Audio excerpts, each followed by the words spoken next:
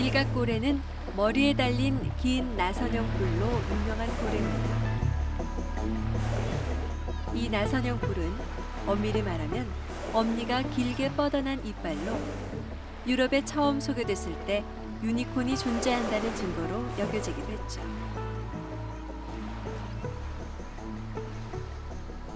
당시 일각고래 엄니는 같은 무게의 금보다 20배나 더 가치가 있었기 때문에 한때 무자비하게 사냥당하기도 했습니다.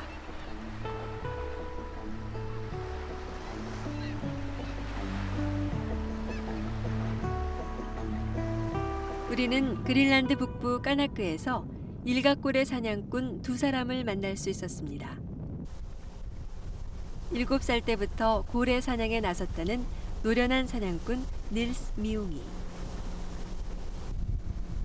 그리고 카약 대회에서 2위로 수상한 경력이 있는 일랑우악 캉악이 그들이었습니다. 이들 두 사람은 한 조를 이뤄 일각고래 사냥에 나섰습니다.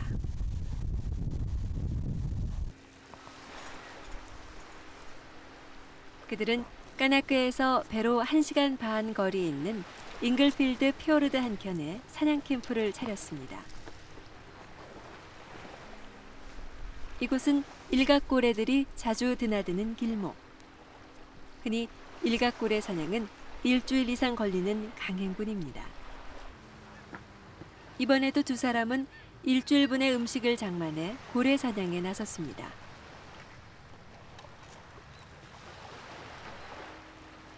식량과 더불어 중요한 건 물. 그러나 물은 근처 바닷가를 떠다니는 빙산 조각을 채취해 녹여 마시면 그만이죠.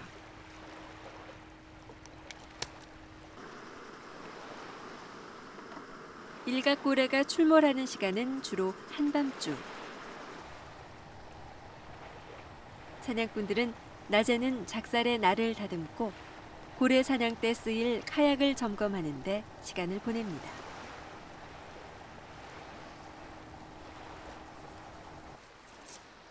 일찍이 노르웨이 출신 북극 탐험가 프리초프 난센은 카약이야말로 의심할 것 없이 세계에서 가장 우수한 1인승 배라고 선언한 바 있습니다. 3m 길이의 카약은 옛 이누이트들에겐 개썰매와 더불어 그린란드에서 생존을 위한 가장 중요한 도구였습니다. 바다 표범을 포획한 이누이트들은 그 가죽과 뼈로 앞뒤가 날렵한 유선형 카약을 만들어 사냥에 나섰습니다. 바다 표범 가죽으로 만들어진 카약은 가볍기 때문에 속도가 빠르고 중심이 낮아 물살에 휘둘리지 않았죠. 이누이트들은 여름 한철 카약 사냥에 전념해 바다 표범과 고래 등을 사냥한 뒤 그 고기로 혹독한 겨울을 견뎠습니다.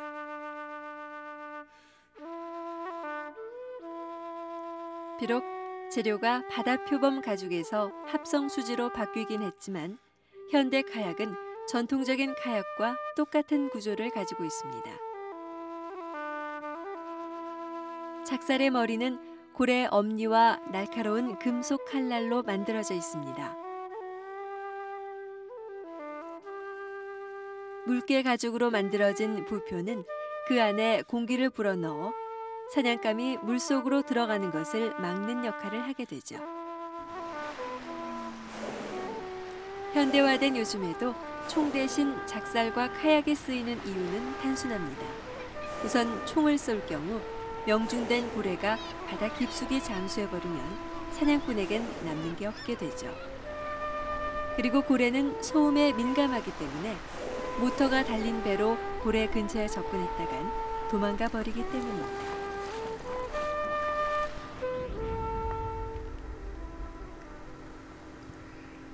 사냥 준비를 마친 고래 사냥꾼에겐 기나긴 기다림의 시간만 남아 있습니다.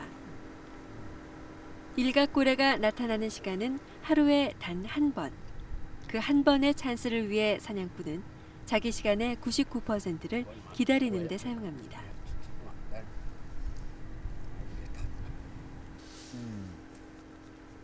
사냥꾼들의 주식은 빵으로 바뀐 지 오래지만 그들은 간간히 고래 껍질을 소금에 발라 간식으로 먹습니다. 고래 껍질은 매우 질기지만 심장병과 암을 예방하는 셀레늄이 풍부한 것으로 알려져 있습니다. 옛 이누이트들은 고래 껍질을 날것으로 질겅질겅 씹어 삼키곤 했습니다.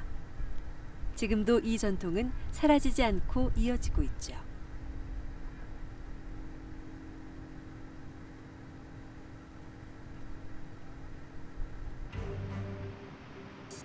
드디어 첫날 저녁. 높은 언덕배기에서 망원경으로 고래의 움직임을 살피던 사냥꾼들이 무언가를 발견한 모양입니다.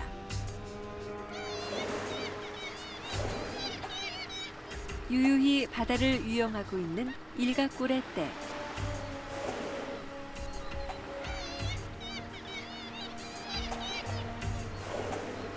사냥꾼들은 고래가 나타나면 즉시 카약을 타고 고래 근처까지 조심스럽게 접근합니다. 카약은 멀리서 보면 마치 물새가 유영하는 듯 날렵하죠. 일각고래 사냥에서 중요한 건 정확한 위치 선정과 적절한 타이밍, 그리고 강력한 작살 투척, 이 세 가지. 이 중 한 가지만 잘못돼도 고래 사냥은 성공하기 어려울 정도로 고난도의 기술을 요구합니다.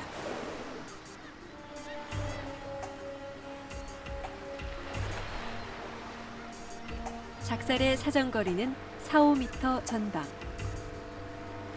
물살을 헤치고 전진하는 일각고래의 길목을 찾아 조용히 기다려야 합니다. 고래는 경계심이 아주 높기 때문에 소음을 내거나 움직이는 건 금물이죠.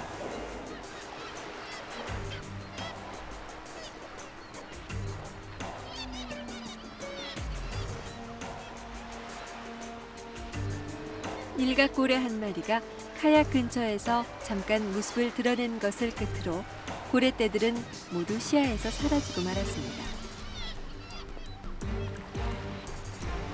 첫 번째 시도는 실패. 다음 날 두 번째 기회가 찾아왔습니다. 일각고래 수십 마리가 떼를 지어 바다 위를 유영하고 있습니다. 고래들의 가쁜 숨소리가 멀리 사냥 캠프까지 들릴 정도입니다. 흔히 고래들이 숨을 쉴 때 물을 내뿜는다고 착각하기 쉽지만 고래들이 내뿜는 건 물이 아니라 수증기죠. 고래가 숨을 쉬기 위해 물 위로 올라올 때 좁은 숨구멍으로 내뿜는 수증기는 급속도로 팽창하게 되고 부피가 커짐으로써 공기 속에 들어있는 수증기가 액화돼 물기둥을 이루게 됩니다. 고래들이 숨을 쉬는 시간은 불과 2초 남짓. 이 짧은 시간에 고래는 수천 리터의 공기를 내뿜고 들이마십니다. 사냥꾼은 고래떼의 진로를 예측하고 그 길목에서 고래들이 다가오길 기다렸지만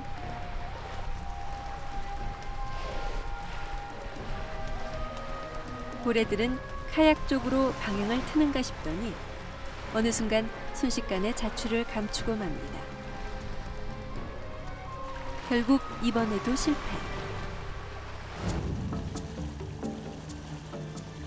일각고래 사냥에 나선 지 나흘째. 초조해진 사냥꾼들은 이번엔 사냥 캠프에서 기다리는 대신 바다 한가운데로 나가 일각고래를 기다리는 적극적인 전략을 쓰기로 했습니다.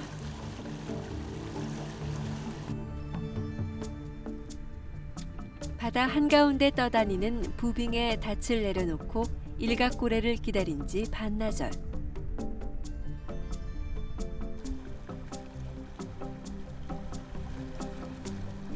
멀리 일각고래 떼가 나타나자 부지런히 카약을 저어 접근하는 사냥꾼.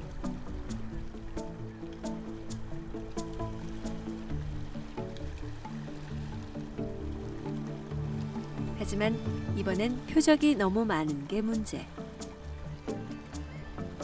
사냥꾼은 표적을 고르느라 주저주저 하다가 그만 코앞에서 고래들을 모두 놓치고 맙니다. 이번 사냥 역시 실패. 전통적인 방식의 고래 사냥이 얼마나 힘든지 절감하는 순간이었습니다.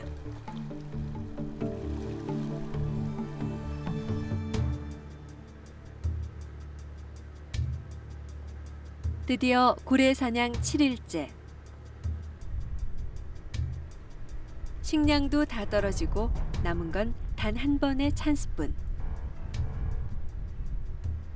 이번에도 실패한다면 사냥꾼들은 빈 털터리로 철수해야 하는 절박한 상황. 다행히 이른 시간에 한때의 일각고래들이 사냥 캠프 가까이 나타났습니다.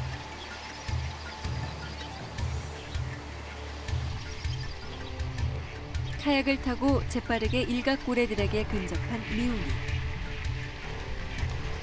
그에게 남은 찬스는 이번 한 번뿐.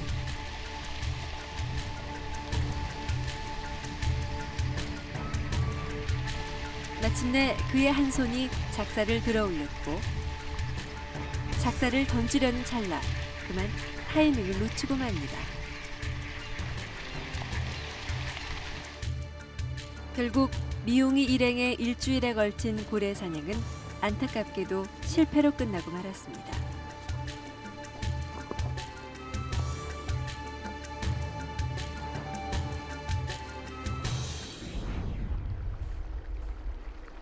비슷한 시각 다른 사냥 캠프.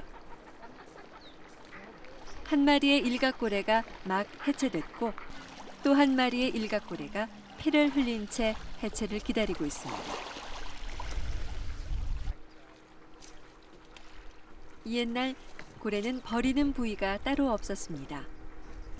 껍질과 피하 지방, 고기, 내장은 모두 먹고 뼈는 집을 지을 때 골조나 개썰매의 난로 쓰였으며 수염은 엮어서 바구니를 만들고 폐의 세포막으로는 북을, 고래 기름은 불을 밝힐 때 쓰였습니다. 그러나 뭐니 해도 일각고래의 가장 귀중한 부분은 바로 이 엄니. 3m 길이의 나선형으로 자라는 일각고래의 엄니는 킬로그램당 3,000크로네, 우리 돈으로 70만 원 가까이 팔리고 있습니다. 일각고래의 엄니는 투필락이란 이누이트 전통 조각품을 만드는 데 쓰입니다. 투필락은 작고 기괴하게 생긴 인물상으로 원래 불운과 죽음을 가져오는 부적으로 쓰였지만 지금은 그린란드에서 생산되는 유일한 전통 기념품으로 비싼 가격에 팔려나가고 있죠.